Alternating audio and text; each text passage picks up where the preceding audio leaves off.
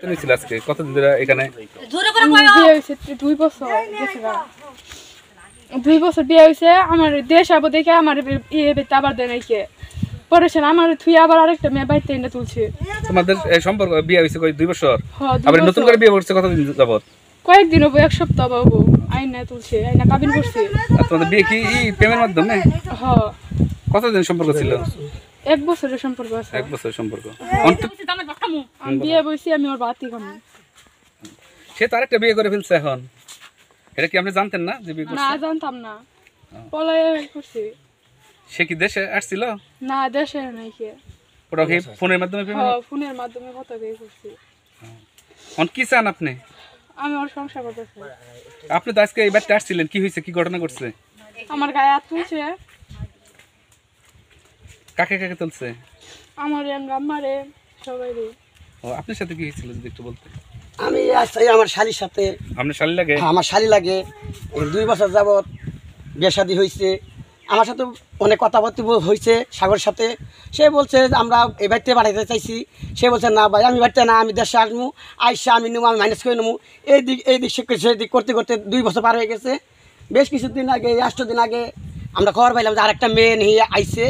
মেয়েটা আসার পরে হয়তো মায় মাদুরা বলে এই কাবিন কথা থেকে বিয়া বাড়াইতেছে। তখন আমরা খবর পাইয়া আমি, আমার শালি আরও গ্রামবাসী 2-4 জন আরেকবার আসছিলেন? হ্যাঁ, আরেকবার আইসা তখন রাত্রে আসছিলাম। আইসা এখানে এই গ্রামের গণ্যমান্য মায় মাতবর আসছিল, ওই যে ফজলু মাথা পর আসছিল। সে সুন্দর ভূমিকা পালন করছে, সবার সাথে সুন্দরভাবে কথাবার্তা বলছে।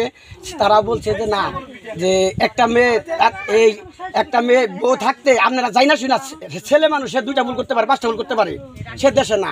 কিন্তু আপনারা যাই না শুনে যে আপনারা জানেন যে এই মেয়েটা বিয়ে হয়েছে, কাবিন হয়েছে, আপনাকে বউ কোনো সাহায্যটা হয় না, কোনো কিচ্ছু হয় যাই না হয় না। আমার কথা এই কামটা কেমন করালেন। ফজলু মাথা খুব ভালো ভূমিকা পালন করছিল।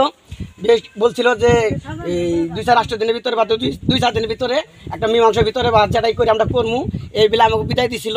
আমরাও গেছিলাম গা। আজকে 1-2 করতে করতে 5-7 দিন হয়ে যাওয়ার পরে তারা কোনো পদক্ষেপ বা আমার শালিগো আনতেছে না, কোনো কোনো কোনো বিচার শাসে কোনো আইন ক্ষেত্রে আছে না। তো আমরা নিয়ে আসছিলাম, আমার গতরে হাত দিচ্ছে, আমার শালির হাত মারছে, সাগরের মা তার প্রতিবেশী 2-1 মারছে, আমার খালা শাশুড়ি মারছে, আমার শালিরে মারছে, সবার নির্যাতন করছে। এখন আমরা ন্যায্য বিচার চাই এই বাংলাদেশের মানুষের কাছে, জনপ্রিয়তার কাছে ন্যায্য বিচার চাই। সে একটা প্রতিবন্ধী মেয়ে, তার বাবা এই ভিক্ষা করে খাতে অচল মানুষ। তার বাবার নাম মোহাম্মদ আবুল হোসেন কানা, বাড়ি হলো নওপাড়া, কানা মানুষ। তার মেয়ে সুস্থ বিচার চাই গণসাধারণের কাছে, জনজোয়ারের কাছে, গণপতি বাংলাদেশ সরকারের কাছে। এই বিষয়ে কি আপনারা কোনো মামলা করছেন? এই বিষয়ে আমরা কোনো মামলা মোকদ্দমা করি নাই। যেহেতু ফজলু মাতবর সে একটা দায়িত্ব নিয়েছিল যে এটা আমরা বৈশা অভিভাবক আউলেবাদ এবং কি বৈশা বাইক তারা সবাই মিলা বৈশা যেটা সুস্থ বিচার পাবেন এই বিলে আমাকে বিদায় দিয়ে দিছিল। আমরা আমাদের শালীর আমরা এখানে গেছিলাম না, যেহেতু আমার বাইরা নাই, ছেলে দেশে নাই, বিদেশ থাকতে 2 বছর আগে 1 বিয়ে করলো, আবার প্লাস আবারও এই ফোনে আরেক বিয়ে করলো। এই কারণে আমরা শালি রাইখে গেছিলাম না। এটা সুস্থ বিচার চাই আপনাদের কাছে, জনগণের কাছে, এলাকাবাসীর কাছে, মায়ের কাছে। অচল মানুষ, প্রতিবন্ধী মানুষ, নিরীহ মানুষ, আপনারা সবাই এর সুস্থ বিচার কামনা করি। এই বেলা আমার কথা শেষ।